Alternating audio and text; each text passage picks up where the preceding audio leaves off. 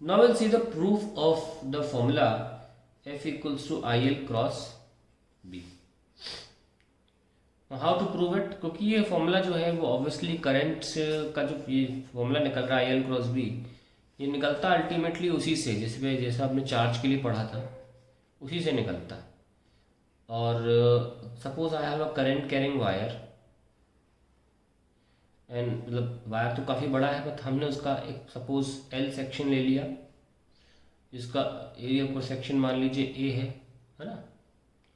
तो इफ जैसे कि हमको पता है कि इसमें जो इलेक्ट्रॉन है एक particular electron force on a single electron क्या होता था EV/B। ठीक है, अभी हम क्या करने वाले हैं, चाहे तो उसको वेक्टर फॉर्म में लिखना चाहते हैं आप वेक्टर फॉर्म में लिख लीजिए, माइनस लगा लेना, लेकिन इलेक्ट्रॉन का साइन लेना बहुत ज़रूरी है। वेक्टर फॉर्म में लिखोगे तुरंत साइन आ जाएगा चार्ज का, V क्रॉस P, ये लीजिए आ गया, इस तरीके से लिख लिया। और अब कहानी ये आती है, सपोज एक इलेक्ट्रॉन पे तो ये है inside a wire there are many electrons, और सब इलेक्ट्रॉन मिलके चार्ज बनाएंगे Q which will be equal to N। तो आई कैन रिप्लेस E की जगह with Q। So for a wire carrying charge Q कैसे लिख सकते हैं, F is equals to QV cross P। अभी माइनस साइन जो है वो E में चला गया अंदर, कोई इशू नहीं की बात नहीं है। ठीक है, तो माइनस साइन इसके अंदर है, कल को पॉजिटिव चार्ज होगा तो पॉजिटिव Q ले लेंगे। अब आप एक बात याद करिए करंट इलेक्ट्रिसिटी की कि 1 मीटर क्यूब में कितना चार्ज होता था, N number of free electrons. So अगर मैं वॉल्यूम की बात करूँ, वॉल्यूम कितना है इसका A इंटू एल है ना, तो इसमें कितना हुआ NaL number of free electrons है ना। और अगर मैं उन पूरे NaL इलेक्ट्रॉन्स पे कितना चार्ज है उसकी बात करूँ तो वो कैपिटल N ही हो जाएगा, that will be equals to NaLe।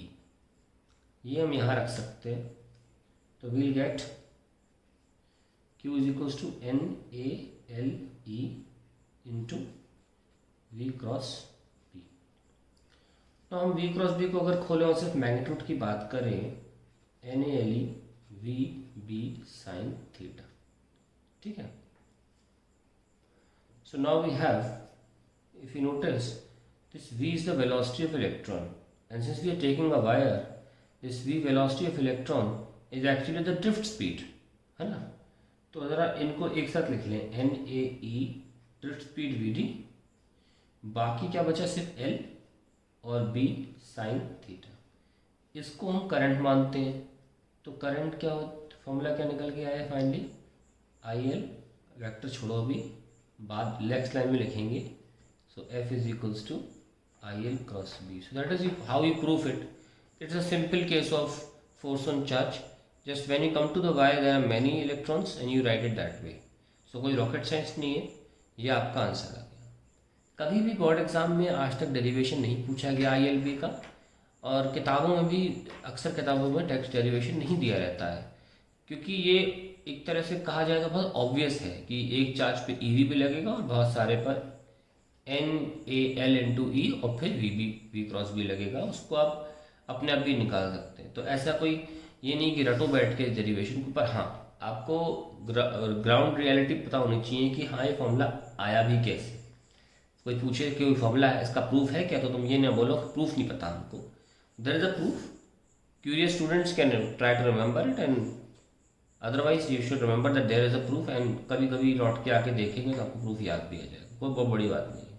फिर से देख लीजिए क्या किया मैंने, एक सिंगल चार्ज के लिए लिखा QVB और Q को लिख लिया NaLe, जो कि हमने यूनिट 2 में ऑलरेडी रटा हुआ है ना, वहाँ से ILB आता है। That is the end of how to proof IL cross B।